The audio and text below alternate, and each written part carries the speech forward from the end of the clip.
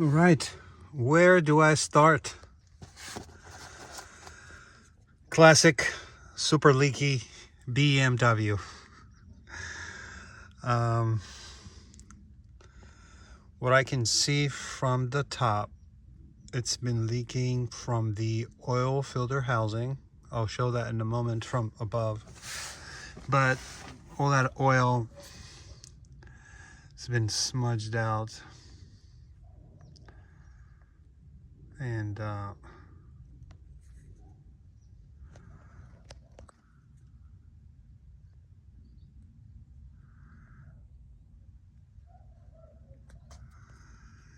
it's been dripping and leaking for 4 years, I think. It's heavily neglected BMW. That's the oil pan. It's not leaking from the oil pan, but from the oil pan gasket, obviously. How do I show?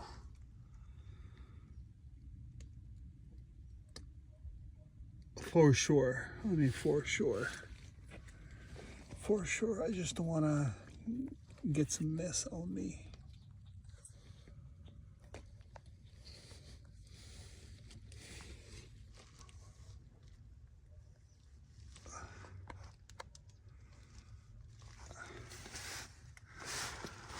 In here, it's been leaking for years around the tensioner.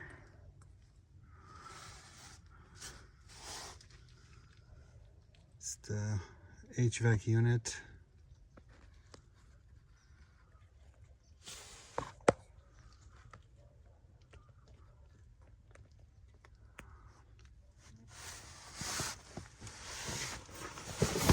I'm gonna back up a little bit. And now we're gonna go from the top. Something. All right. Oil filter housing.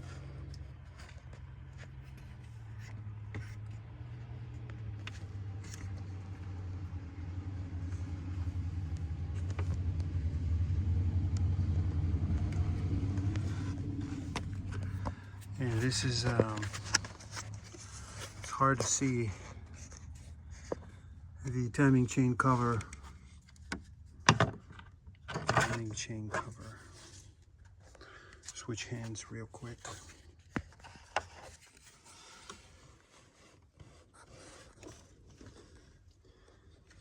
Can you see?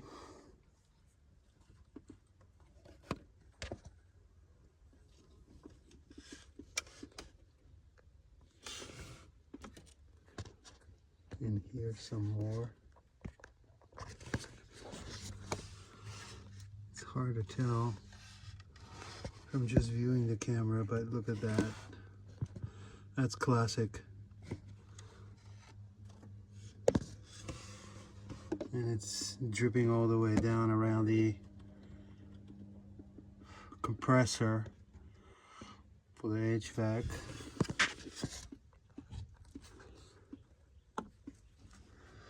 This is M43 1.9 liter Euro version of the E46. It's 2001 model. Same engine goes on the E36 the last couple of years, 98, 99, and then goes back to E46. So this is for now. Tomorrow we'll be doing the oil filter housing. God bless.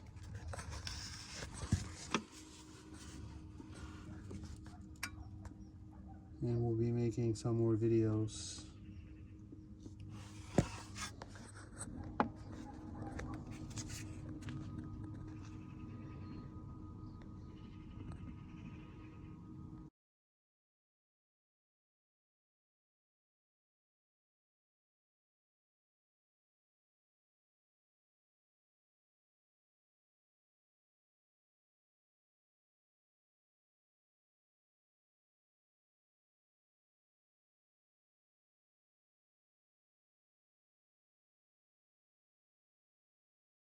The alternator is out. You got two bolts here, top and bottom. They are 16 mil. Fairly easy to unscrew. I would say about 25 Newton meter torque. They're not very torquey. Steering pump at the bottom.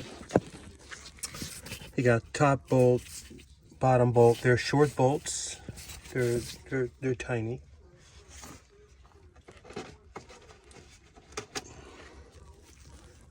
They're this small. And then there's, I think there's this top bolt is a long one all the way that goes all the way through here. And the steering pump will come loose, so we need to drop it a little bit in order to get this bracket that holds the steering pump alternator. It's mounted to the engine. Looks like 4 bolts. And this is the tensioner. I'm not taking off tensioner. I'll for now I have it stay there. I think I can get away with that for now, so we'll see.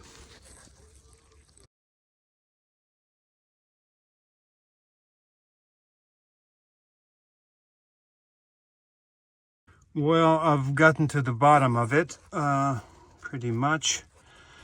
I got the oil filter housing. This is the old gasket. I removed this guy, one-way valve. I kind of removed it, used a pick and flathead to pull it out. I tried to pull it out nicely, but you know, it's old and brittle. I can see here a little chip. It just chipped off a little bit, a little bit here. So it chipped off a little bit, no big deal. I think it's working. It just allows oil not to go back into the engine and to remain some in the oil filter housing in order to have that unit lubricated, not completely dry. So that's the purpose of this. But since I'm doing it, I ordered a new one and I have it. It's over here, and there's the part number. Here's the part number. So it comes with its own 2 gaskets. I bought 2 other gaskets separate. I didn't think it comes with it, but it does. So anyway, you must replace this guy and the gasket in order to make it work properly. Yeah, it's been severely leaking. I mean, 4 years. Look at the oil pan at the bottom here. I mean, just oil, it's been caking and caking for years. It's awful. It has to be done, but you know, it's a big job. So one by one, we'll put it together and start reassembling things. 4 bolts, they're 10 mil. I haven't pulled them out, but they are all different length. The top 2 are long, and the other 4, I think it looks like they're the same length. So just be careful, separate them, mark them, don't make a mistake. And also the pressure sensor that sits on the back of the oil filter housing.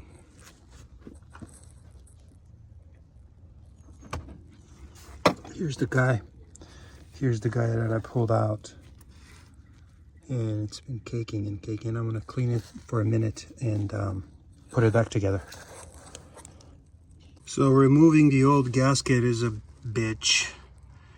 And I got a little scraper in order to remove it nicely, because it's caked in there. See, just the little pieces fall out in here and it's gonna make a mess. So I gotta plug all these cavities and make sure nothing goes in. But plastic scraper does the job. The only way, you don't need to mar the face of it. You don't. You cannot afford to change the geometry, make a scratch then the gasket won't properly seal. So we'll do that and then continue on. So I got the face of the oil filter housing cleaned up. Gasket is up here, down here. It's nearly in place. What I'm gonna do is I'm gonna set it this way and drive the bolts in. So because this thing doesn't stay, I'm not doing the zippy ties thing. So that's what I'm gonna do. So I got the new oil pressure switch. It has a oil ring. It has an oil ring, and the old one is in there. So get the old one out. It's the old pressure switch. Well, I think it's working, but since I'm doing this kind of repair, I'm gonna put brand new one. That's hella part number. So put the old oil pressure switch and putting things back together. Oil filter housing is installed. Bolts are torqued, 10 Newton meter. New oil pressure switch. Putting the bracket for the alternator and the steering pump. 5 bolts. They're all 13 mil. One long at the bottom, and then the top left and the bottom left are long, and the top right and the bottom right are shorter. So the housing for the alternator is installed. 1, 2, 3, 4, 5 bolts. Now I'm putting the steering pump, hand tight in the beginning. You got one, the top one over here with the bracket, along with the bracket.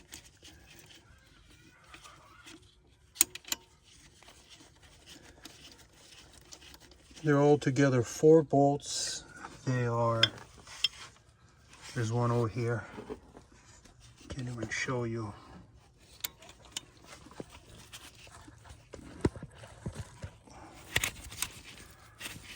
They're 13 mil.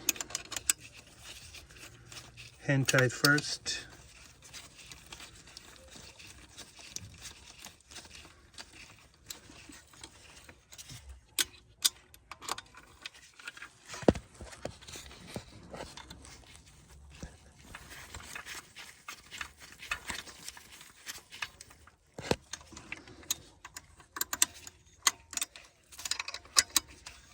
Hand tight, and in a minute we'll be torquing. Alternator, it's nearly installed. I plugged in the wiring. It's a rubber seal here. Very important to have it seated properly. Waterproofing. Mosquitoes here are bugging me. So that's ready, and then I got a couple bolts here. 1, 2. Well, we're nearly done. The air box is in. Those 4 clips. It connects there. One 10 millimeter bolt. Evap system all plugged up. Mass sensor. Sorry. Idle control valve. All plugged up. Throttle body. All the vacuums are in. All we have to do is add oil. Go, go, go.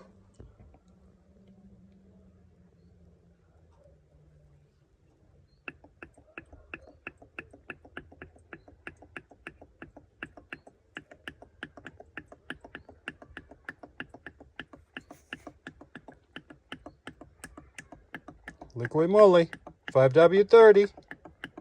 It's the best. 4 liters.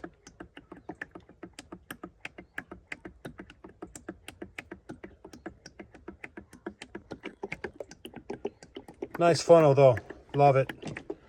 Has an extension, you can extension hose, you can plug it in and it bends, kind of corrugated. It's right over there.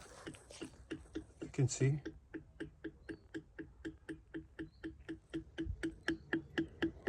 And with the new oil, the engine should run much better. New oil pressure sensor. The old one was working, but might as well put a new one in, right? All this work. So I'm gonna put just about this much. And how much is at the bottom? I've got maybe 200 milliliter. I'll put 100 more.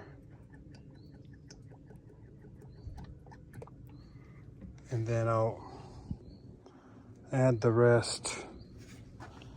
I've got yeah, about a 200 probably. So liquid moly, 5W30.